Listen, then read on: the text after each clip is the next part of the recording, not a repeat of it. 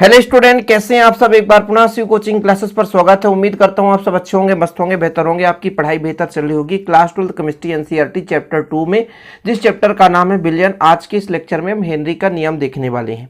इसके पहले हमने पार्ट 1 में बिलियन के प्रकार के बारे में हमने आपको समझाया था। जैसे सांद्रता के आधार पर बिलियन के प्रकार हमने बताया था, संतृप्त बिलियन, सांद्र बिलियन, तनु बिलियन, अति संतृप्त, असंतृप्त बिलियन। और अवस्था के आधार पर हमने आपको बिलियन के प्रकार को समझाया, जैसे गैसीय विलयन किसे कहते हैं, द्रव विलयन किसे कहते हैं, ठोस विलयन किसे कहते हैं। तो इस पर हमने ऑलरेडी आपके साथ साझा किया था। आज बच्चों हम यहाँ पर हेनरी के नियम को समझेंगे। हेनरी का नियम किससे संबंधित है, पहले ये जानना जरूरी है। जैसे आप सबको पता है, विलयन दो घटकों से मिलकर बना होता है। एक तो आपका विलेय होता है, और दूसरा आपका विलायक होता है।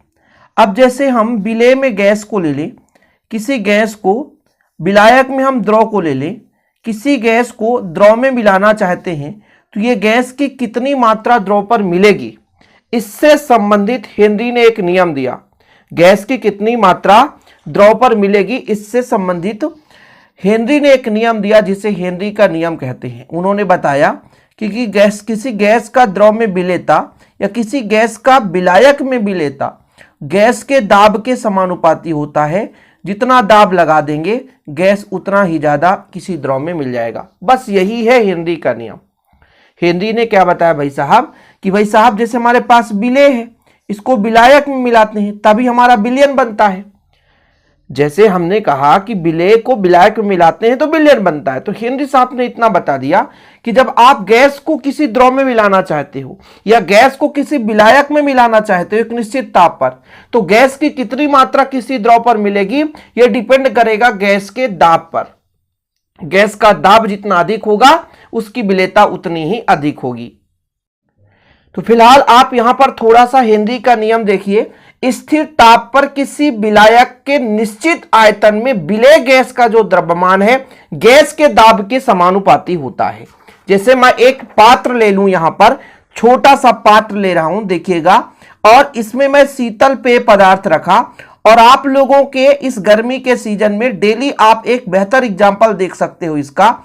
शीतल पेय पदार्थ का जब आप कवर खोलते हैं तो यहां का जो अंदर का जो हम वायु, अर्थात एक प्रकार से हम कार्बन डाइऑक्साइड गैस कह सकते हैं, क्योंकि इसके अंदर होता है कार्बन डाइऑक्साइड, ये बाहर की ओर आता है और झाग बुलबुले के साथ अंदर का शीतल पेय पदार्थ भी बाहर आ जाता है। इसके पीछे का रीजन क्या है वो आपको समझाता हूं। यहां पे जैसे बच्चों, यहां पर हमने एक शीतल पेय पदार्थ ले लिया, इसके खराब होने से बचाने के लिए इसके अंदर कार्बन डाइऑक्साइड भरी जाती है, और हेनरी के नियम के आधार पर अंदर का जो दाब है उच्च रखा जाता है।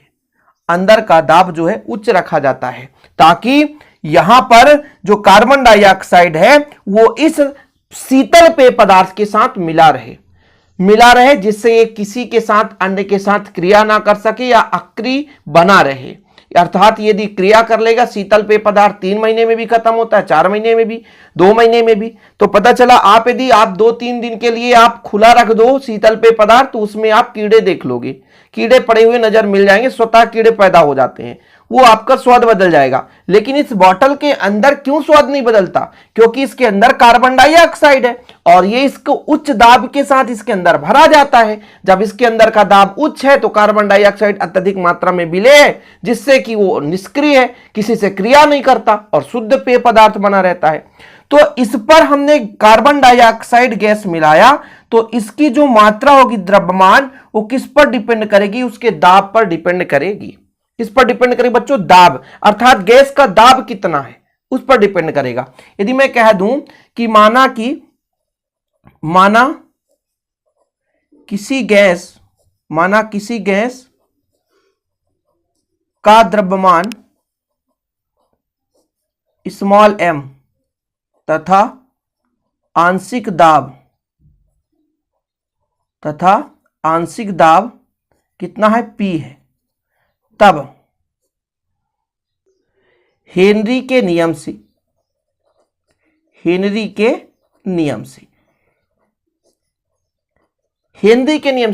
नियम क्या कहता है कि जो हमारे पास गैस का द्रव्यमान है वो डिपेंड करेगा दाब पर डिपेंड करेगा, कितना दाब है।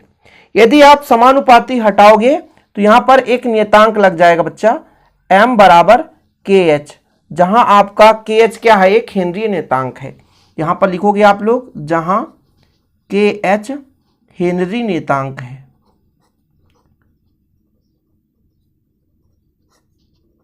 KH क्या है, हेनरी नियतांक है, यही आपका हेनरी का नियम है। ठीक है, थोड़ा बहुत आप समझोगे, इसके बाद आपको क्लियर हो जाएगा।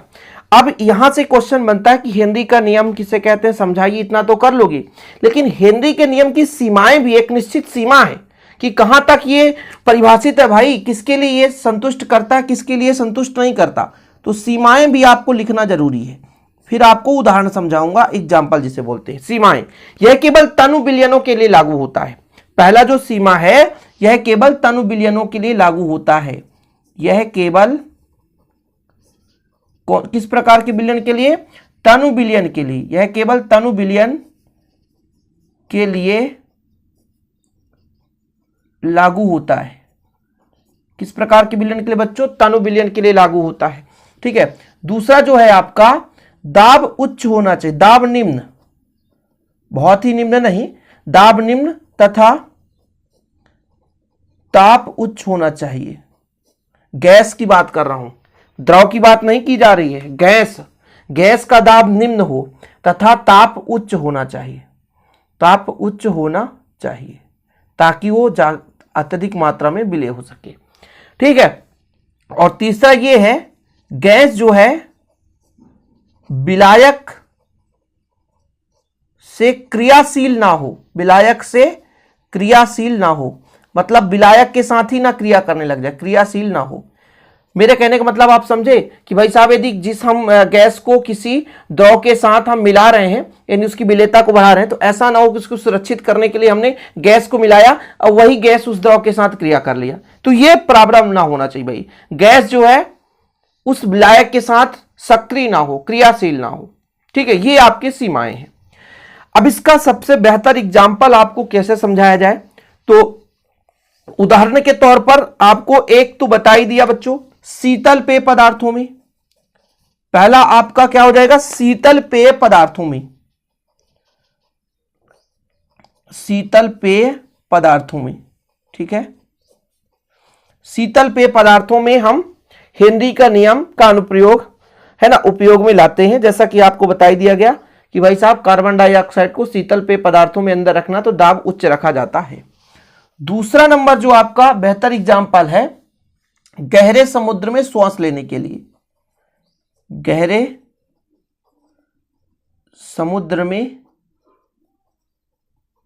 श्वास लेने के लिए, गहरे समुद्र में श्वास लेने के लिए, इसका मतलब आप नहीं समझे होंगे भाई, गहरे समुद्र में कैसे श्वास लेने के लिए।